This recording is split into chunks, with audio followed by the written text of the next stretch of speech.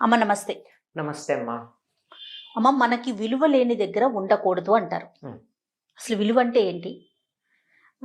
మరి వాళ్ళకి ఏమీ చెప్పకుండా అక్కడి నుంచి వెళ్ళిపోవటం కరెక్ట్ అయిన సమాధానం అంటారా? అసలు ఏం చేయాలి?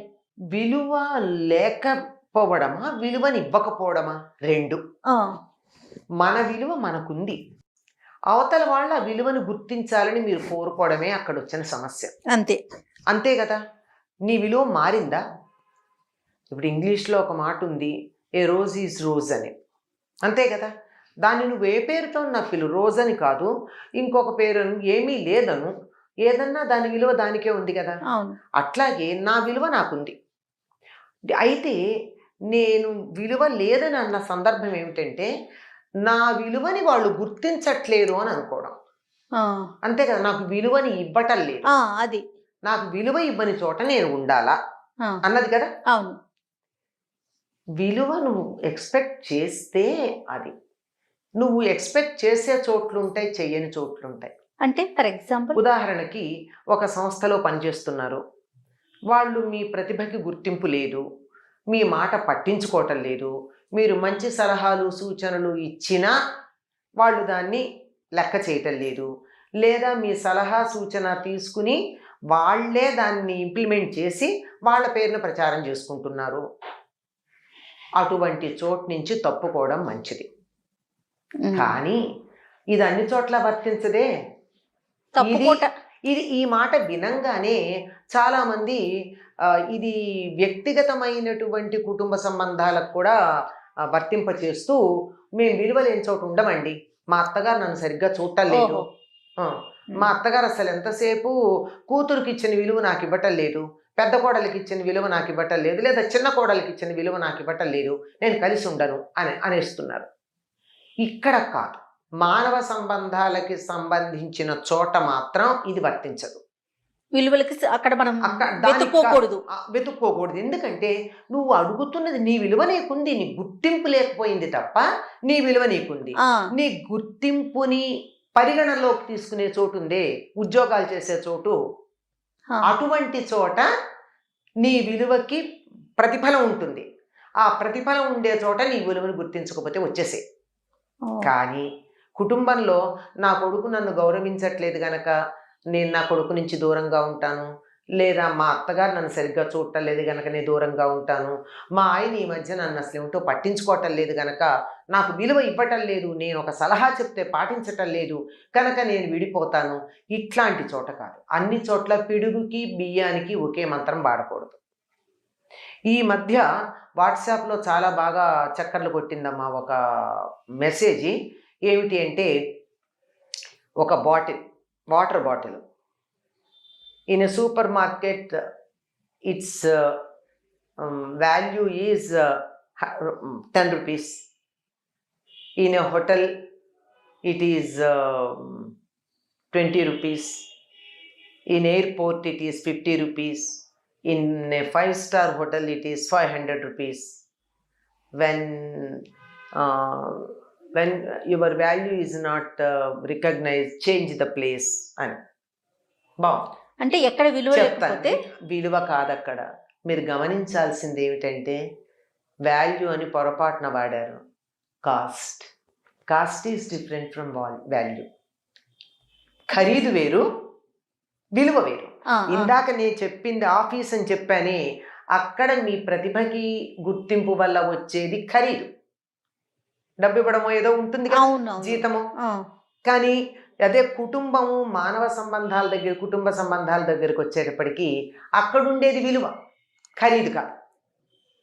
దానికి సమాధానం ఏమిటి? Even wherever it is there, that water bottle,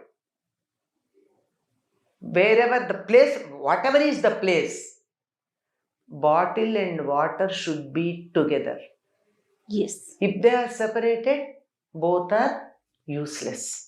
Not only value, use is it's waste. So ప్రతి చోట పనికిరాదమ్మా.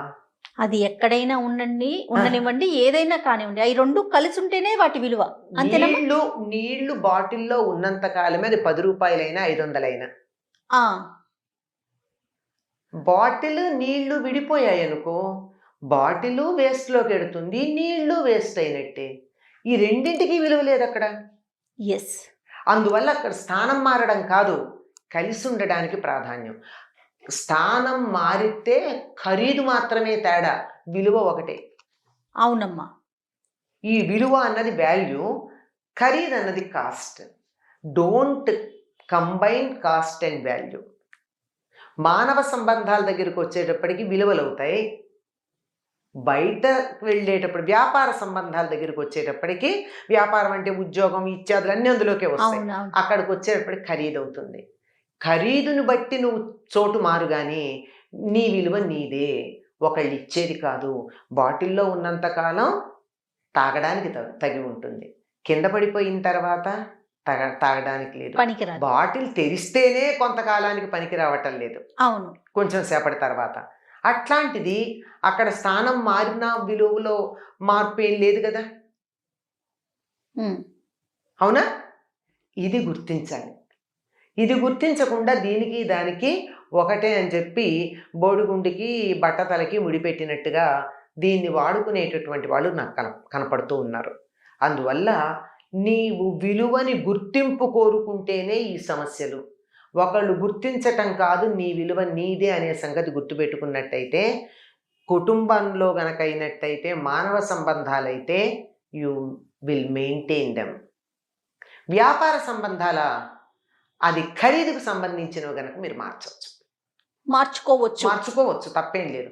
అంటే దానికన్నా నాకు తప్పనిసరిగా మెరుగైనది లభిస్తుంది అనే నమ్మకం ఉన్నప్పుడు కొన్నిసార్లు అది కూడా ఉండకపోవచ్చు. తెలివి తక్కువ స్టెప్ గనక వేసినట్టయితే ఇబ్బంది పడతారు కదా. దిగజారిపోయేటటువంటి ప్రమాదం కూడా ఉంది. చాలా జాగ్రత్తగా ఆచితూచి చేయాల్సి ఉంటుంది. చోటు మారడం అనేది కొంచెం జాగ్రత్తగా ఉండాలి. ఓకే. సో విలువ అనేది మనం ఉండే పరిస్థితిని బట్టి మనం ఆలోచించుకోవాలి. అన్నింటికి ఒకటే కాదు. అసలు విలువ అన్నది ఎదుటి వాళ్ళు ఇస్తున్నారా, నాకేమున్నది ఏమిటి అన్నది నిర్ణయించుకోవాలి. అవతల వాళ్ళు ఇవ్వకపోతే నష్టం ఏంటమ్మా? నన్ను గౌరవించలేదు ఎవరన్నా, నాకేమన్నా నష్టమా? నన్ను గౌరవించలేదే, నాకు విలువ ఇవ్వలేదే అని నేను బాధపడితే సమస్య, కానీ వాళ్ళు ఇస్తే మరి బాధపడకుండా ఉండగలుగుతారంటారా? ఉండగలగాలి, అదే కావాల్సింది. అప్పుడు మాత్రమే మానవ సంబంధాలను మనం నిలబెట్టుకోగలం. ప్రతి క్షణం ఎవరు పొగుడుతారమ్మా? ప్రతి క్షణం ఎవరు మెచ్చుకుంటూ ఉంటారు? ఎన్నో సందర్భాల్లో మీరు నాకు సహాయం చేసే ఉండొచ్చు. కాదమ్మా, మీరు నాకు సహాయం చేస్తారు, ఓసారి బాగుందమ్మా థ్యాంక్స్ అని చెప్తా, ఇంకో 4-5 సార్లు చేస్తారు. ప్రతిసారి నేను చెప్పకపోవచ్చు, కానీ నా మనసులో నాకు జయలక్ష్మి సహాయం చేస్తుందని అభిప్రాయం ఉంటుందా ఉండదా? ప్రకటన కోరుకుంటే వస్తుంది సమస్య. కోరుకోకుండా ఎలా ఉండాలి మరి? కోరుకోకుండా నువ్వులా ఉండు.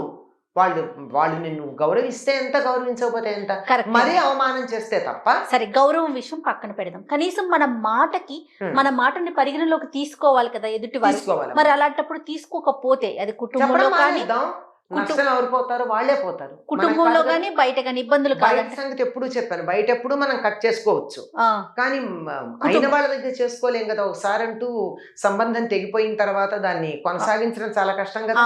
అవును. అది మళ్ళీ తర్వాత రేపు గుర్తిస్తాం మనం. ఇప్పుడు ఉద్యోగాలు అనుకోండి, అందులోనూ కార్పొరేట్స్ అవి వచ్చిన తర్వాత ఈ కంపెనీలో చేస్తున్నారు, వెళ్ళిపోతున్నారు, మళ్ళీ వస్తున్నారు, మళ్ళీ చేస్తున్నారు, 4-5 సార్లు అదే కంపెనీకి వస్తూ ఉన్నారు. కానీ మరి కుటుంబంలో అట్లా రాలేక అత్తాకోడళ్ళు ఒకసారి విడిపోయిన తర్వాత మళ్ళీ రావడం ఎంత కష్టం అవుతుంది. ఇది ఇబ్బంది. అది వ్యవహారం వేరు, కుటుంబ వ్యవస్థ వేరు, మానవ సంబంధాలు వేరు, బయట వ్యవహారాలు వేరు. సో మన విలువ ఇవ్వటం లేదు అంటే మీరు విలువని పెంచుకోండి, అంతే. దీనికి గద్దని ఉదాహరణ చెప్తారు. గద్ద చాలా ఎత్తుగా ఎగురుతుంది ఆకాశంలో. పిచ్చుకలు కాకులు అనుకుంటాయిట, గద్ద మేము పక్షులమే కదా, దాని గొప్ప ఏంటి, దాని సంగతి చూద్దాం, దాన్ని గెలుస్తానని ఎగరడం మొదలెడుతుందిట. గద్ద ఎగిరినంత ఎత్తు ఎగరలేదు. అప్పుడు ఏం చేస్తుంది, దాని రెక్కల మీద కూర్చుని దాన్ని రెక్కలు పీకుదాం, ఎత్తుకు ఎగరలేదు అనుకుంటుంది. గద్ద ఏం చేస్తుంది, ఏమీ చేయదు. దాంతో పోట్లాడి సమయమును శక్తి ఎందుకు వృధా చేసుకుంటుంది, ఇంకా పైకి ఎగురుతుంది. ఇంకా పైకి ఎగిరితే అక్కడ ఉన్న వాతావరణ పీడనానికి తట్టుకోలేక కాకి కింద పడిపోతుంది, పిచ్చుక. గద్ద హ్యాపీగా పిచ్చుకు కానీ ఆ, గద్ద సరే, ఏదో. హ్యాపీగా వెళ్ళిపోతుంది. కనుక నీ విలువ గద్దలాగా పెంచుకుంటే నీతో పోటీ పడ్డవాళ్ళు, నీ మాట వినని వాళ్ళు, నీ గురించి నీకు విలువ ఇవ్వని వాళ్ళు ఎవరైతే ఉన్నారో వాళ్ళే తప్పుకుని గద్దే గొప్పది అని నిన్ను మెచ్చుకుంటారు. కనుక నీ శక్తిని, నీ విలువని, నీ స్థాయిని నువ్వు పెంచుకునే ప్రయత్నం చెయ్యి. అవతల వాళ్ళ గుర్తింపు కోసం ప్రయత్నం చేసేటప్పుడు వెచ్చించే శక్తి ఏదైతే ఉందో అది నీ విలువని పెంచుకో. బా, సూపర్ సూపర్, ఎక్సలెంట్ అమ్మా. అది ఖచ్చితంగా తప్పకుండా మంచి వ్యాలిడ్ పాయింట్స్ చెప్పారమ్మా.